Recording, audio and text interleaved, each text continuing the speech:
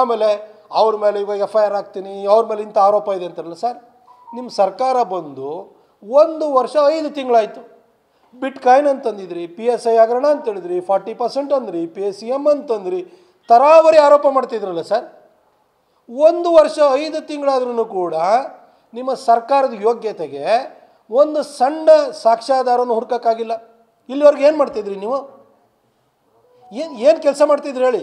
1 ವರ್ಷ 5 ತಿಂಗಳ ಕಾಲ ಈ BJP ಮೇಲೆ ಏನೇನು ಆರೋಪ ಮಾಡಿದ್ರಲ್ಲ ಅದರದ್ದು ತನಿಖೆಗೆ ಆದೇಶ ಮಾಡಿ ಸಾಕ್ಷ್ಯಗಳನ್ನು ಹುಡುಕಿ ಇಷ್ಟೊತ್ತಿಗೆ ಯಾರೋ ತಪ್ಪಿತಸ್ಥರು ಅಂತ ಕಂಡು ಬಂದಿದ್ರೆ ಅವ್ರಿಗೆ ಶಿಕ್ಷೆ ಕೊಡ್ಬೋದಿತ್ತು.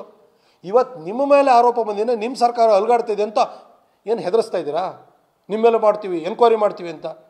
ನಿಮ್ಮ BJPಲಿ ಯಾರು ಒಬ್ಬರಾದ್ರೂ ಕೂಡ ಭ್ರಷ್ಟಾಚಾರ ಮಾಡಿಲ್ದಿದ್ದನ್ನು ತೋರಿಸ್ಬಿಡಿ ನೋಡೋಣ, ನಾನು ಅವ್ರಿಗೆ ಸನ್ಮಾನ ಮಾಡ್ತೀನಿ ಅಂತ ಹೇಳ್ತಿದ್ರಲ್ಲ ಸಿದ್ದರಾಮಯ್ಯ ಸಾಹೇಬ್ರೆ. ಮೈಸೂರಿನಲ್ಲಿ ನಾನು ಕೂಡ 10 ವರ್ಷ MP ಆಗಿ ಕೆಲಸವನ್ನು ಮಾಡಿದ್ದೀನಿ. ಮೂಡಾದಲ್ಲಿ ನಾನು ನನ್ನೊಬ್ಬನು ಬಿಟ್ಟು ಬೇರೆ ಯಾರು ಬೇಕಾದ್ರೂ ಇನ್ವಾಲ್ವ್ ಆಗಿರ್ಬೋದು, ಆದರೆ ನಾನು ಇನ್ವಾಲ್ವ್ ಆಗಿಲ್ಲ ಅಂತ ಹೇಳುವಂತಹ ನಾನು ಒಂದು ಆತ್ಮಸ್ಥೈರ್ಯವನ್ನು ತೋರಿಸಿದ್ದೀನಿ. ಯಾಕೆ ಎಲ್ಲರನ್ನೂ ಕೂಡ ಒಂದೇ ರೀತಿಯಲ್ಲಿ ಹೇಳ್ತೀರಿ? ನಿಮಗೆ ಗೊತ್ತಿರ್ಬೋದು ಯಾರ್ಯಾರ ಬಗ್ಗೆ ನಿಮಗೇನಾದ್ರೂ ಕೂಡ ಸಾಕ್ಷ್ಯಗಳಿತ್ತು, ಯಾರ್ಯಾರು ಭ್ರಷ್ಟರಿದ್ರು ಅವ್ರ ಮೇಲೆ ಕ್ರಮ ಕೈಗೊಳ್ಳಿ ಸರ್. ಆದರೆ ಎಲ್ಲರೂ ಕೂಡ ಎಲ್ಲರೂ ಕಳ್ಳರು ಅಂತ ಹೇಳಕ್ಕೆ ಹೋಗ್ಬೇಡಿ.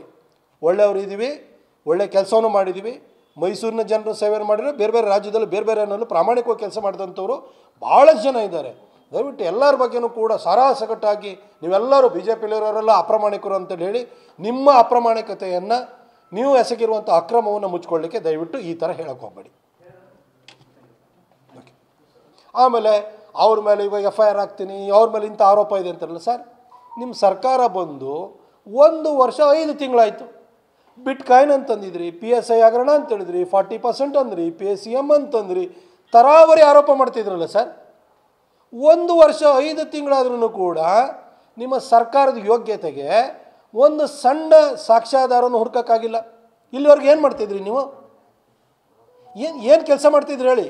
1 ವರ್ಷ 5 ತಿಂಗಳ ಕಾಲ ಈ BJP ಮೇಲೆ ಏನೇನು ಆರೋಪ ಮಾಡಿದ್ರಲ್ಲ ಅದರದ್ದು ತನಿಖೆಗೆ ಆದೇಶ ಮಾಡಿ ಸಾಕ್ಷ್ಯಗಳನ್ನು ಹುಡುಕಿ ಇಷ್ಟೊತ್ತಿಗೆ ಯಾರೋ ತಪ್ಪಿತಸ್ಥರು ಅಂತ ಕಂಡು ಬಂದಿದ್ರೆ ಅವ್ರಿಗೆ ಶಿಕ್ಷೆ ಕೊಡ್ಬೋದಿತ್ತು. ಇವತ್ತು ನಿಮ್ಮ ಮೇಲೆ ಆರೋಪ ಬಂದಿದೆ, ನಿಮ್ಮ ಸರ್ಕಾರ ಅಲ್ಗಾಡ್ತಿದೆ ಅಂತ ಏನು ಹೆದರಿಸ್ತಾ ಇದ್ದೀರಾ? ನಿಮ್ಮ ಮೇಲೆ ಮಾಡ್ತೀವಿ, ಎನ್ಕ್ವೈರಿ ಮಾಡ್ತೀವಿ ಅಂತ. ನಿಮ್ಮ BJPಲಿ ಯಾರು ಒಬ್ಬರಾದ್ರೂ ಕೂಡ ಭ್ರಷ್ಟಾಚಾರ ಮಾಡಿಲ್ದಿದ್ದನ್ನು ತೋರಿಸ್ಬಿಡಿ ನೋಡೋಣ, ನಾನು ಅವ್ರಿಗೆ ಸನ್ಮಾನ ಮಾಡ್ತೀನಿ ಅಂತ ಹೇಳ್ತಿದ್ರಲ್ಲ ಸಿದ್ದರಾಮಯ್ಯ ಸಾಹೇಬ್ರೆ. ಮೈಸೂರಿನಲ್ಲಿ ನಾನು ಕೂಡ 10 ವರ್ಷ MP ಆಗಿ ಕೆಲಸವನ್ನು ಮಾಡಿದ್ದೀನಿ. ಮೂಡಾದಲ್ಲಿ ನಾನು ನನ್ನೊಬ್ಬನು ಬಿಟ್ಟು ಬೇರೆ ಯಾರು ಬೇಕಾದ್ರೂ ಇನ್ವಾಲ್ವ್ ಆಗಿರ್ಬೋದು, ಆದರೆ ನಾನು ಇನ್ವಾಲ್ವ್ ಆಗಿಲ್ಲ ಅಂತ ಹೇಳುವಂತಹ ನಾನು ಒಂದು ಆತ್ಮಸ್ಥೈರ್ಯವನ್ನು ತೋರಿಸಿದ್ದೀನಿ. ಯಾಕೆ ಎಲ್ಲರನ್ನೂ ಕೂಡ ಒಂದೇ ರೀತಿಯಲ್ಲಿ ಹೇಳ್ತೀರಿ? ನಿಮಗೆ ಗೊತ್ತಿರ್ಬೋದು ಯಾರ್ಯಾರ ಬಗ್ಗೆ ನಿಮಗೇನಾದ್ರೂ ಕೂಡ ಸಾಕ್ಷ್ಯಗಳಿತ್ತು, ಯಾರ್ಯಾರು ಭ್ರಷ್ಟರಿದ್ರು ಅವ್ರ ಮೇಲೆ ಕ್ರಮ ಕೈಗೊಳ್ಳಿ ಸರ್. ಆದರೆ ಎಲ್ಲರೂ ಕೂಡ ಎಲ್ಲರೂ ಕಳ್ಳರು ಅಂತ ಹೇಳಕ್ಕೆ ಹೋಗಬೇಡಿ. ಒಳ್ಳೆಯವರು ಇದ್ದೀವಿ, ಒಳ್ಳೆ ಕೆಲಸವನ್ನು ಮಾಡಿದ್ದೀವಿ. ಮೈಸೂರಿನ ಜನರು ಸೇವೆ ಮಾಡಿದ್ರು, ಬೇರೆ ಬೇರೆ ರಾಜ್ಯದಲ್ಲಿ ಬೇರೆ ಬೇರೆ ಅನ್ನೋದು ಪ್ರಾಮಾಣಿಕವಾಗಿ ಕೆಲಸ ಮಾಡಿದಂಥವ್ರು ಭಾಳಷ್ಟು ಜನ ಇದ್ದಾರೆ.